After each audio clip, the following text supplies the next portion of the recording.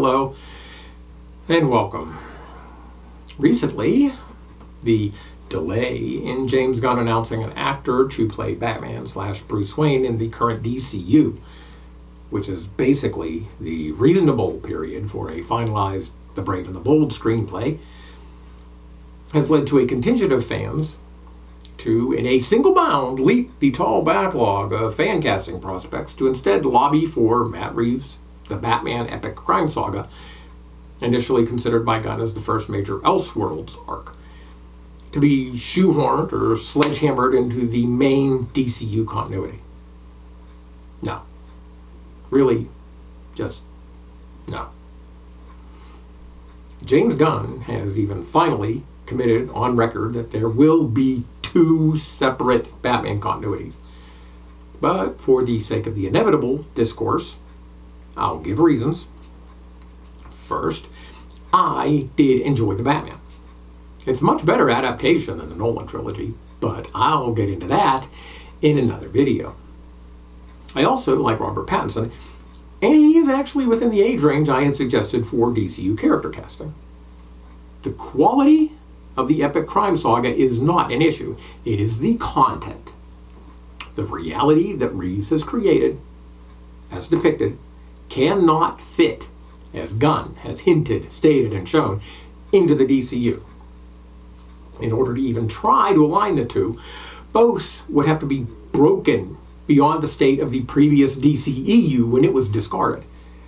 Look, Gunn announced The Brave and the Bold in the first slate of DCU projects. While at least one of those has been canceled, if not disclosed, and others including B&B have run into delays, the dismissive suggestion that Gunn and Safran can just bin The Brave and the Bold ignores the implications for the entire DCU. Sure, the DCU is not intended to be as interconnected as the MCU. In fact, it felt like Gunn was promoting that as a selling point for the franchises. But this was the planned reintroduction of Batman, one of the company's Trinity, as well as the introduction of the Bat family, literally, in the person of an adolescent Damian Wayne. Since then, the DCU inaugural presentation, Creature Commandos, has given a canon flashback of Batman encountering Dr. Phosphorus apparently years prior to the DCU present, and there has been an announced canon team-up film featuring 2 previous Robins, Dick Grayson and Jason Todd. Well, this is pretty conclusive evidence that the DCU requires a Batman much further into his career than can be reasonably accommodated by the Reeves continuity. At least, not without a drastic and narratively obstructive time jump.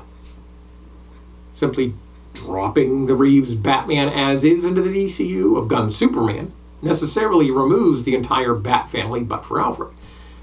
And I'm convinced that the current and legacy Robins, as well as Batgirl, and the expanding roster of Gotham Guardians are key to the arc of the DCU generally, even beyond the Batman.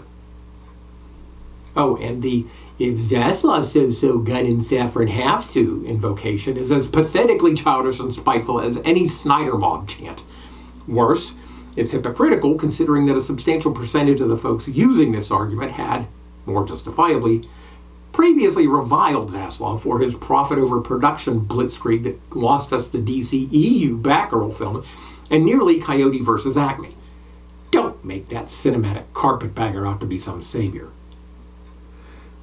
As for the self-appointed pundits claiming there isn't an audience for multiple versions of insert character, there's a reason it's never been done before. You are no fans.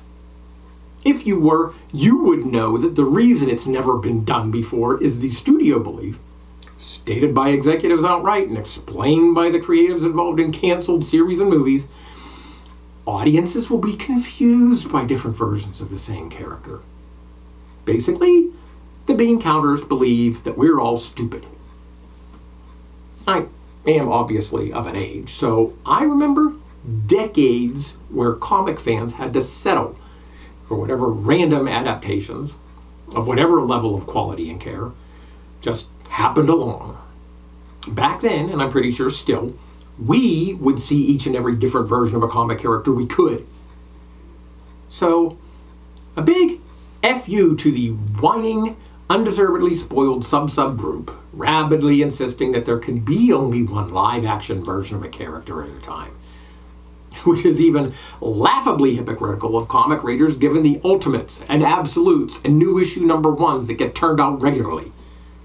The studios probably don't even appreciate you confirming their low opinion of you. And I doubt the mainstream audience would stand for the insult to their intelligence if any of you were ever even noticed by them. Yes, fellow YouTubers, I am saying that you have to stop framing yourselves as the voice of the general audience. We are not general. We're extremely opinionated fans. And so is anyone who is watching our content.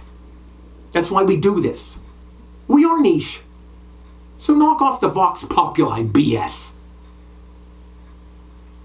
I've said several times before that I don't mind in the least if my speculations turn out to be wrong. This is the first exception to that statement. If the Batman would become merged into the DCU, I won't be just disappointed. I'll be pissed off. And then I'll hope to be proven wrong again. Thanks for your time. Stop back again.